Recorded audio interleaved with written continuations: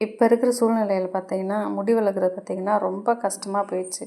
ஏன்னா நிறைய பிள்ளைங்களுக்கு பார்த்தீங்கன்னா, இருக்கிற முடியுமே ஃபுல்லாக கொட்டிடுது. முடி வளர்க்க முடியல. பிள்ளைங்கள்லாம் பார்த்தீங்கன்னா, டிப்ரெஷன் ஆயிடுதுங்க. எல்லா முடியும் கொட்டுதே அப்படின்னு. அப்படி யாருக்காவது முடி கொட்டுற ப்ராப்ளம் இருந்துச்சுன்னா, உங்கள் ஊர் நீங்கள் இருக்கிற சைடில் எந்த கடையில் பார்த்தீங்கன்னா, நல்ல செக்கு எண்ணெய், தேங்காய் எண்ணெய் கிடச்சிச்சு அப்படின்னா வாங்கிக்கோங்க. வாங்கிட்டு பார்த்தீங்கன்னா, 100 மில்லி தேங்காய் எண்ணெய்க்கு பார்த்தீங்கன்னா, 10 கிராம் பார்த்தீங்கன்னா, வெற்றி வேர் போட்டுக்கோங்க. 10 கிராம் பார்த்தீங்கன்னா, வேம்பாலம்பட்டை அப்படின்னு சொல்லி கேட்டு வாங்கிக்கோங்க. 2மே பார்த்தீங்கன்னா, நாட்டு மருந்து கடைகளில் கிடைக்கும்.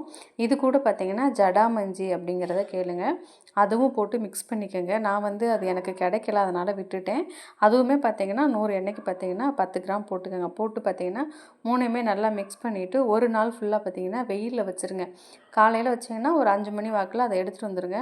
அது பார்த்தீங்கன்னா, அந்த ஒரு நாளைக்குள்ளே பார்த்தீங்கன்னா, எண்ணெய் சூடானதில் நல்லா பார்த்தீங்கன்னா, நல்லா அதெல்லாம் ஊறி இருக்கும். அப்படி ஒரு வேளை வெயில் போடலை அப்படின்னா, கொஞ்சோண்டு சுடுதண்ணி வச்சு அந்த சுடுதண்ணிக்குள்ளே அந்த எண்ணெய் தூக்கி வச்சுட்டிங்க அப்படின்னா, அந்த ஹீட்டில் இதெல்லாம் பார்த்தீங்கன்னா நல்லா ஊறிடும்.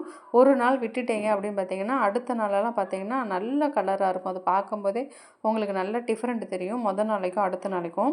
இந்த மாதிரி இருந்துச்சுன்னா நீங்கள் வந்து வடிகட்டிக்கங்க. நான் வந்து வடிகட்டலை, அப்படியே தான் வச்சுருந்தேன்.